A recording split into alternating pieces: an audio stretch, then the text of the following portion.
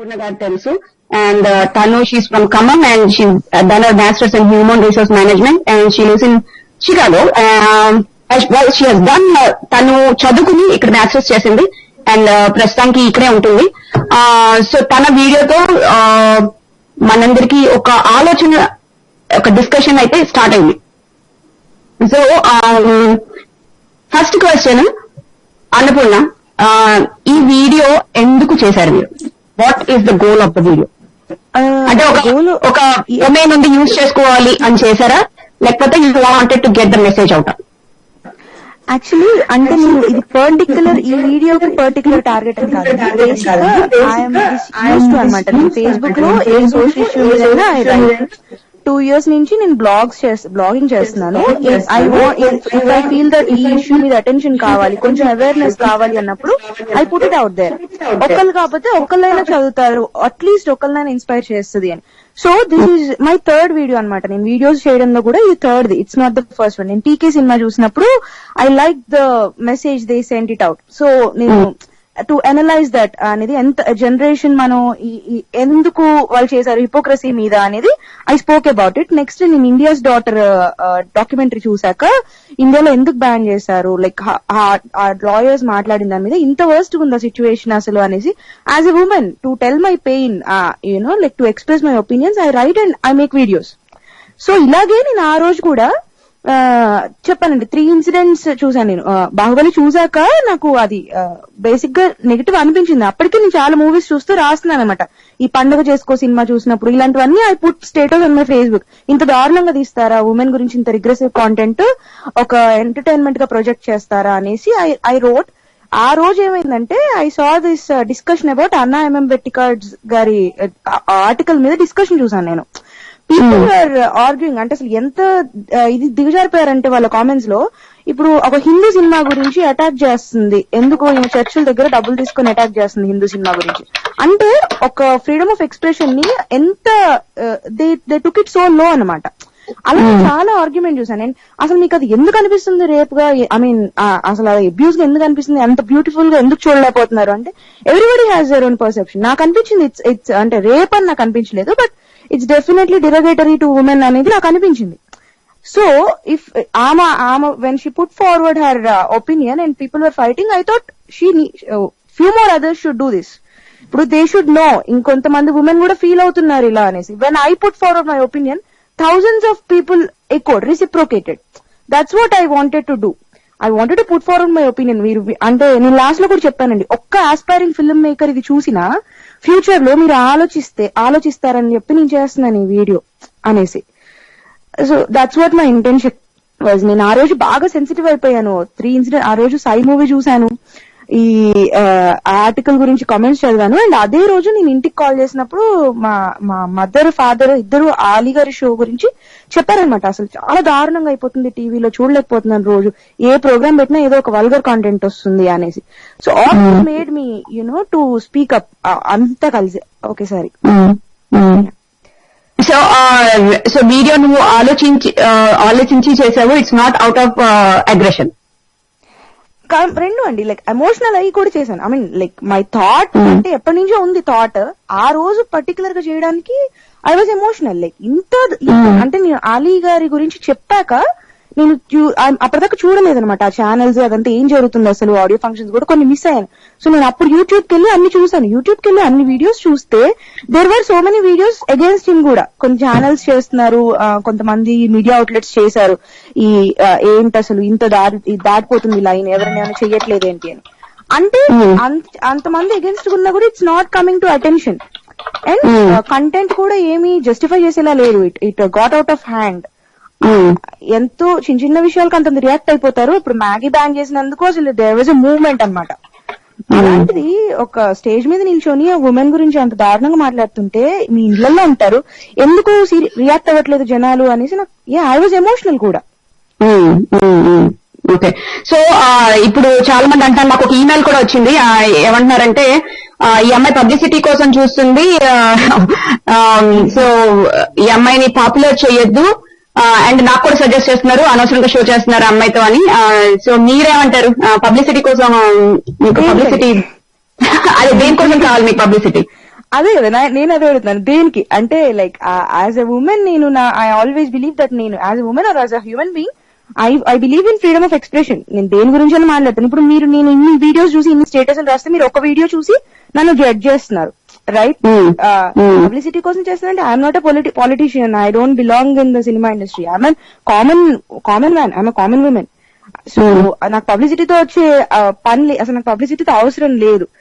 అది మీరు జడ్జి చేయడం అనేది లైక్ అంత నేరో మైండెడ్ గా ఆలోచిస్తున్నారు. ఒక అమ్మాయి వచ్చి తన ప్రాబ్లం చెప్తుంటే, తను గానీ తన జెండర్ గానీ ఇలా ప్రాబ్లం ఫేస్ చేస్తుందని చెప్తుంటే అది పబ్లిసిటీ అంటే అది వాళ్ళ నేరో మైండెడ్నెస్. ఎందుకు మాట్లాడుతుంది అనే కంటెంట్ వదిలేసి అసలు ఏంటి కంటెంట్ ఉందా లేదు అనేది ఏమైనా పబ్లిసిటీ కోసం చేస్తుందంటే they are losing the sight of what I'm saying కదా.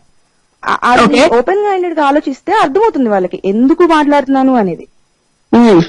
ఇప్పుడు ఇంకోటి ఏంటంటే యూ పాయింటెడ్ అవుట్, నువ్వు అందులో పాయింట్అవుట్ చేసిన విషయం కరెక్ట్ కానీ చేసిన విధానం కరెక్ట్ కాదు అని కూడా అంటున్నారు. అబ్యూజివ్ లాంగ్వేజ్ యూజ్ చేశావు అని అంటున్నారు. సో దానికి నీ రెస్పాన్స్ ఏంటి? నేను అబ్యూజివ్ లాంగ్వేజ్ యూజ్ చేశానంటే యూజ్డ్ అబౌట్ అలీ అండి. ఎందుకంటే ఇప్పుడు ఒక pervert in my opinion or in my view is a pervert from his comments or his behaviour and teenagers ని పట్టుకొని యాంకర్స్ ని పట్టుకొని ఒక పర్వర్ట్ ని ఐ కెనాట్ గివ్ రెస్పెక్ట్ అండి. ఇప్పుడు ఒక వెధవని మనం వెధవని అంటాం రోడ్ మీద ఎక్కడైనా కానీ, పేపర్స్ లో కానీ. రేపిస్ట్ల గురించి రాసేప్పుడు గౌరవనీయమైన రేపిస్టులు, గౌరవనీయమైన టెర్రరిస్టులు అని రాయరు. They use the proper language. నాకు కోపం వచ్చిందండి ఒక అమ్మాయిగా, నేను అసలు చాలా కోపం వచ్చింది. అలాంటి వాళ్ళకు కూడా నేను రెస్పెక్ట్ ఇవ్వాలి అంటే నేను ఒక్కటి ఒప్పుకుంటాను, మెసేజ్ ప్రాపర్ గా సెన్సిబుల్ గా మాట్లాడుంటే ఇంకా వైడర్ గా రీచ్ అయ్యేది. అంటే జనాలు కొంచెం ఎమోషనల్ బయటకు వచ్చి అర్థం చేసుకునే వాళ్ళు అనేది ఫైన్, నేను ఒప్పుకుంటాను దాన్ని. సెన్సిబుల్ గా మాట్లాడుంటే ఇంకొంతమంది ఓపెన్ గా ఆలోచించే వాళ్ళేమో అని. కానీ నేను తనని తిట్టింది తప్పు అంటే ఇప్పుడు ప్రాబబ్లీ సరే మొన్న ఏమో నేను మాట్లాడుండొచ్చేమో అనుకున్నాను. నిన్న I saw his video about me అనమాట. ఆయన చాలా మంది అన్నారు ఆయన పర్సనల్ గా మంచి ఆయన లైక్ జస్ట్ నవ్వుల కోసం ఇలా చేస్తారు అని.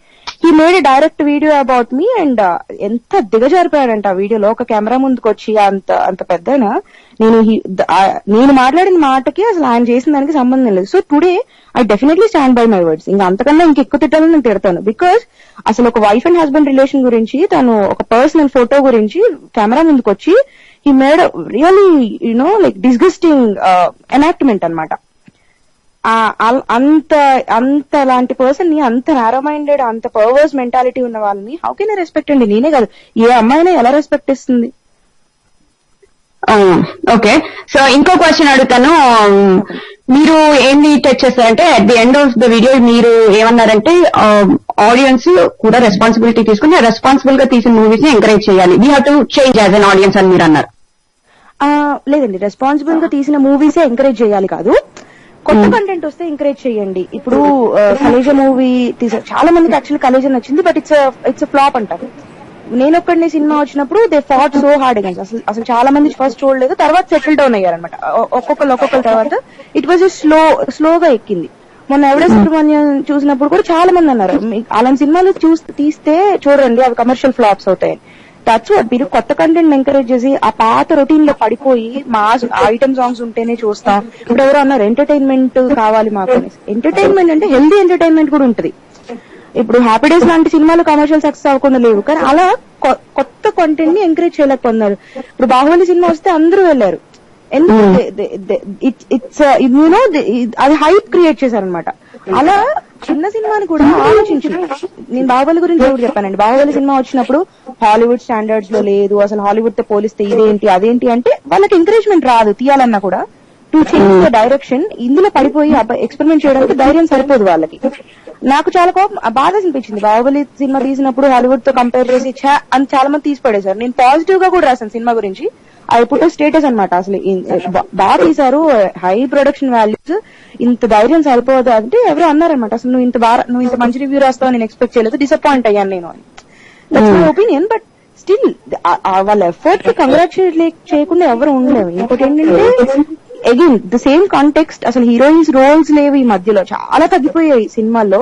అలాంటి రమ్యకృష్ణ, చాలా మంది రమ్యకృష్ణ గారు లీడ్ అనుకున్నారు ఆ సినిమాలో. అంత ఒక ఉమెన్ ని అంత గొప్పగా కూడా పోర్ట్రేట్ చేశారు ఆ సినిమాలో. డెఫినెట్లీ కమెండబుల్ ఎఫర్ట్ అనమాట. అందుకని సినిమాల్ని ఎంకరేజ్ చేయమన్నాను, కొత్త కంటెంట్ ని తీసి పడేయకండి అనేసి. అలా ఇంకో క్వశ్చన్, ఇంకో సజెషన్ మీకు ఏమొచ్చిందంటే సినిమాలాగా చూడాలి అండ్ బిగ్గెస్ట్ ఆర్గ్యుమెంట్ ఇస్ మనము రిక్వెస్ట్ చేసిన రూల్స్ అవన్నీ పెట్టుకొని కనుక సినిమా తీయాలంటే క్రియేటివిటీని కరెక్ట్ చేస్తున్నాం. ఈ క్వశ్చన్ పదే వస్తుంది అనమాట. నేను కూడా అంటే పదే అడుగుతున్నాను. కాన్సెప్ట్ అర్థం కాదు. సినిమాలో చూడాలి అంటే వాట్ అసలు ఏంటి దాని అర్థం ఏంటి? It's an art, right? Art has freedom of expression, at the same time art also has responsibility. That's the main point of censor board. మనకు సెన్సార్ బోర్డ్ ఉంది ఎందుకంటే కొంత రిస్ట్రిక్ట్ చేస్తున్నాం. అలాగే ఆడియన్స్ గా మేమేంటంటే ఇప్పుడు ఈ సినిమా మాకు నచ్చలేదు బ్యాన్ చేసి పడేయండి అని మేము అడగట్లేదు. ఈ సినిమా చూసాం, ఇందులో ఇది అఫెన్సివ్ అనిపించింది. ఇప్పుడు రివ్యూస్ రాసే వాళ్ళైనా, దాని గురించి ఆర్టికల్స్ రాసే వాళ్ళైనా, ఇద్దరు జర్నలిస్టులు రాశారు. అనామ అంబేద్కర్ కాకుండా శోభాడే గారు కూడా రాశారు బాహుబలి గురించి, బాహుబలి లాంటి మూవీ గురించి. షీ మెన్షన్ దట్ అసలు సినిమా అన్మిస్సబుల్, ఇట్స్ బ్యూటిఫుల్, కానీ it is also racist and sexist అని. అలాంటివి అనిపించినప్పుడు we have a right to say ఇది అఫెన్సివ్ గా ఉంది అని చెప్పేసి. అది మీరు తీసుకోకపోండి, మాకు మీరు చెప్పినట్టే సినిమాలు చూడకపోండి అని మీరు తీసుకోకపోండి, but you have a right to say ఇది అఫెన్సివ్ గా ఉంది, కుదిరితే సెన్సిబుల్ గా తీయండి, మారండి, మేము చూస్తామని చెప్తున్నాం. నేను అది కూడా చెప్పాను వీడియోలో, మేము చూస్తాం, మేము హిట్ చేస్తాం, మంచి సినిమాలు చేసి మేము కూడా ఎఫర్ట్ పెడతాము అనేసి. Asking you to like complete ఆపేసేయండి, బ్యాన్ చేయండి అని అడిగితే మీకేం రైట్ ఉంది, మీరు ఎలా రెస్ట్రిక్ట్ చేస్తారు అని మీరు అనొచ్చు. We're asking you to think again. Okay. So ఇంకోటి ఏంటంటే అంతగా ఉంటే కనుక ఆ సినిమా ఏదో మీరు తీసి చూపించండి, దానికి ఆన్సర్ ఏంటి? అది ఇట్స్ ఎ జోక్ అండి. It's not, I mean I don't even consider it as a point. మీరు తీసి చూపించిందంటే ఇప్పుడు ఏదైనా సినిమాకి 100 కోట్లు వచ్చాయి, 200 కోట్లు వచ్చాయి అంటే ఎక్కడి నుంచో వచ్చే 100 కోట్లు 200 కోట్లు ఆడియన్స్ చూస్తున్నారు. We are huge part of the film. అసలు end product consumers of the end product. మేము ఏ వెబ్సైట్ కన్నా, ఏ ప్రోడక్ట్ బేస్డ్ సర్వీస్ కన్నా తీసుకోండి, they have reviews, customer reviews. ఎందుకంటే they value customer reviews use చేసుకొని వాళ్ళ ప్రోడక్ట్ ఇంప్రూవ్మెంట్ చేసుకోవడానికైనా, you know there are so many things. ఇప్పుడు బగ్స్ కొంతమంది ఐఫోన్ లాంటివి తీసుకుంటే when people raise concerns they fix them. అలాంటిది దానికి మాకు ఐఫోన్ తయారు చేసి ఉండాల్సిన అవసరం లేదు. We use them, we watch them, we enjoy them, we experience them. Experience చేసే వాళ్ళకి టెక్నికల్ నాలెడ్జ్ తీయాల్సిన గ్రిప్ ఉండాల్సిన అవసరం లేదు. ఆడియన్స్ వీకెన్ మేము చూస్తున్నాం కదా స్క్రీన్ మీద ఏం కనిపిస్తుందో మాకు అర్థమవుతుంది కదా, దాని గురించి ఎక్స్ప్రెస్ చేయాలంటే మా అందులోనే ఉండాల్సిన అవసరం లేదు. ఇట్స్ నాట్ రైట్ అండి. అసలు అది ఐ కాంట్ ఈవెన్ సపోర్ట్, కొంచెం కూడా సపోర్ట్ చేయలేను నేను దాన్ని. ఓకే. ఇప్పుడు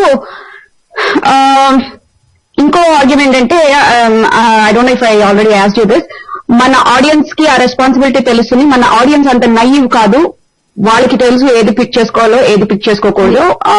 సినిమా వాళ్ళు చేసేది చేసుకుంటూ పోవాలి. ఎలా ఇప్పుడు ఒక మిలియన్స్ ఆఫ్ పీపుల్ గురించి మాట్లాడేటప్పుడు ఒక్క నిమిషం